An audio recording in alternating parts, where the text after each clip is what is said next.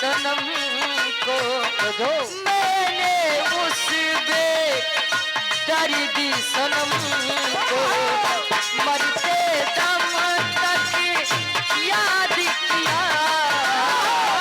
मैंने उस बेदर्दी सनम को मरते दम तक याद किया। मैंने उस बेदर्दी सनम को मरते दम तक याद किया।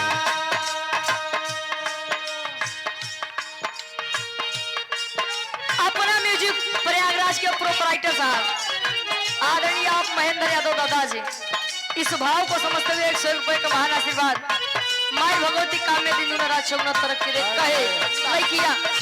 प्यारी भरा दिल तोड़ने वाले मुझको अकेला छोड़ने वाले। प्यारी भरा दिल मुझको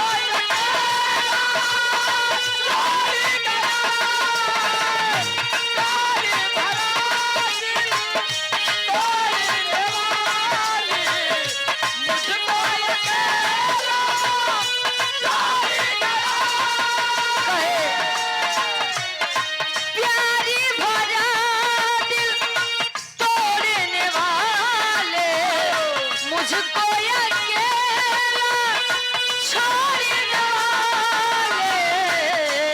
कहे तेरे कारण ही तो मैंने तेरे कारण ही तो मैं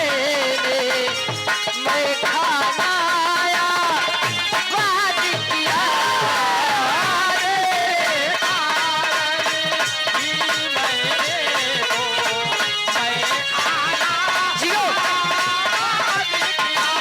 तेरे कारण ही मैंने तो मैं खाना बात किया।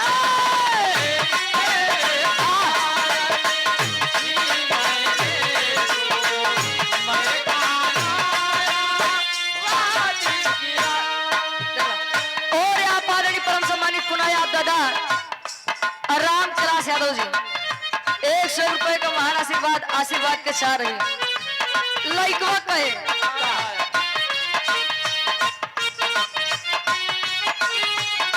ना कोनो हाथ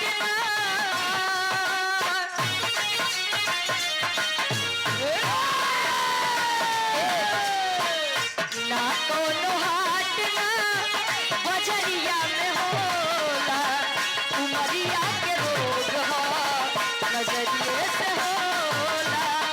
ना कोनो हाथ ना बजरिया में होला उमरिया के रोग नजरिया से होला।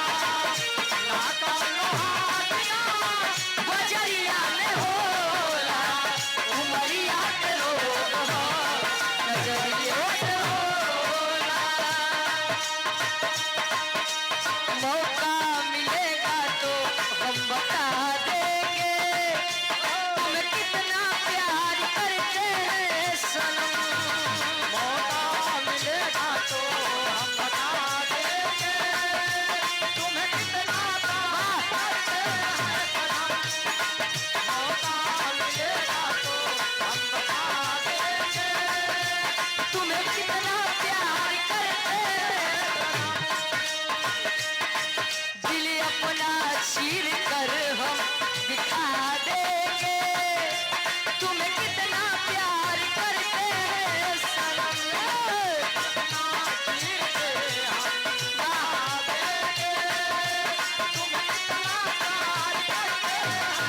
वाह भैया दिल अपना चीर कर हम दिखा देंगे तुम्हें कितना प्यार करते हैं। और यहाँ हमारा पूर्वांचल क्या प्रोपराइटर साहब हमारे बड़े भैया आप संतोष भैया जी 100 रुपए का महान आशीर्वाद गोड़ छुप पहली बार आशीर्वाद के चाह रहे लाओ दादा। और आप विशाल बिरहा म्यूजिक प्रोपराइटर है आप विशाल भैया जी। 100 रुपए का महान आशीर्वाद माई भगवती हर मोड़ में तरक्की दें। बब्बर यादव बाबूजी के द्वारा 100 रुपए का महान आशीर्वाद कहे रुक जा।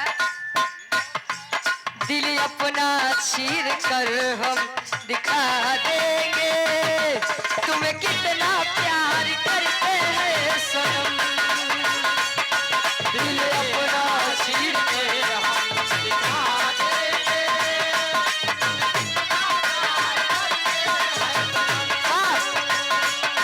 दिल अपना चीर के हम दिखा देंगे तुम्हें कितना प्यार करते हैं। कहे आ मेरी बाहों में दिल की पनाहों में कह दे तुझे जो कहना। दिल अपना चीर कर हम दिखा देंगे। दिल अपना चीर कर हम दिखा देंगे तुम्हें कितना प्यार करते हैं सनम। दिल अपना चीर जेपी यादव सपा नेता है, जिला पंचायत सदस्य वार्ड नंबर 61 से। अच्छा जिला प्रत्याशी भी है, भावी जिला पद प्रत्याशी है वार्ड नंबर 61 से। हेलो हेलो जेपी यादव भैया जी 100 रुपए का महान आशीर्वाद आशीर्वाद के सारे कहे आ मेरी बाहों में दिल की पनाहों में कह दे तुझे जो कहना। दिल अपना चीर कर हम दिखा देंगे। दिल अपना चीर कर हम दिखा देंगे तुम्हें कितना प्यार करते हैं सनम। दिल अपना चीर कर हम दिखा देंगे तुम्हें कितना प्यार करते हैं सनम। दिल अपना चीर कर हम दिखा देंगे तुम्हें कितना प्यार करते हैं। काल दिल मीस हो बढ़त खीस हो।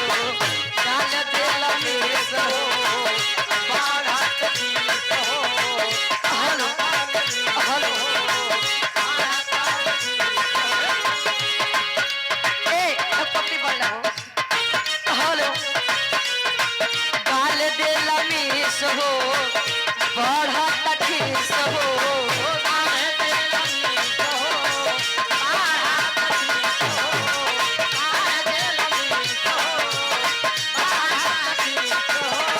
दुलैया बतावे खाली आधा घंटा से ले तो बड़ा चीज हो।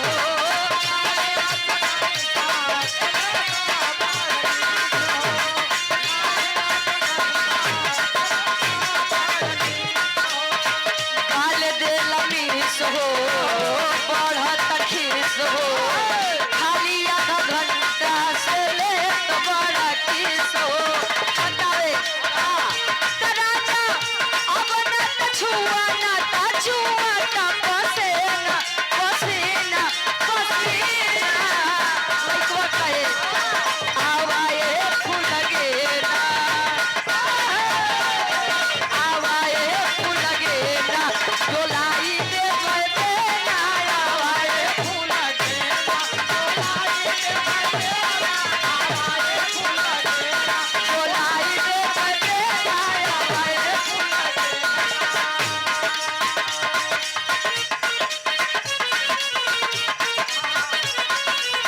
काल दिल मीस हो बढ़त खीस हो।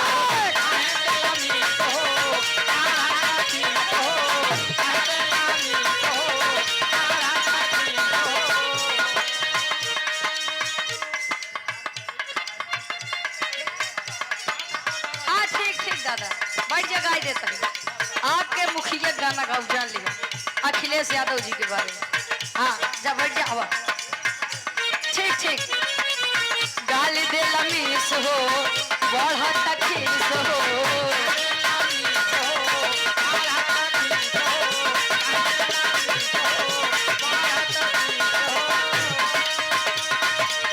खाली आधा घंटा से ले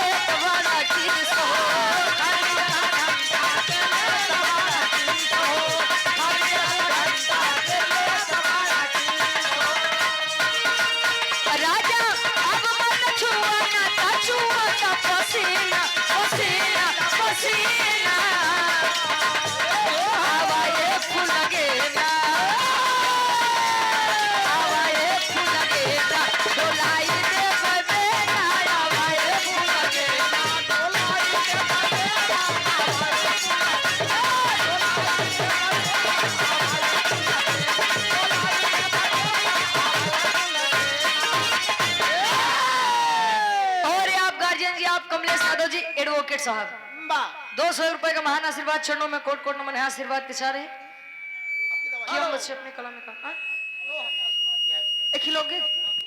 अच्छा एक सावनी गीत हो जाए, मतलब कजरी गीत हो जाए का दादा हम जा। हेलो एक ही समाज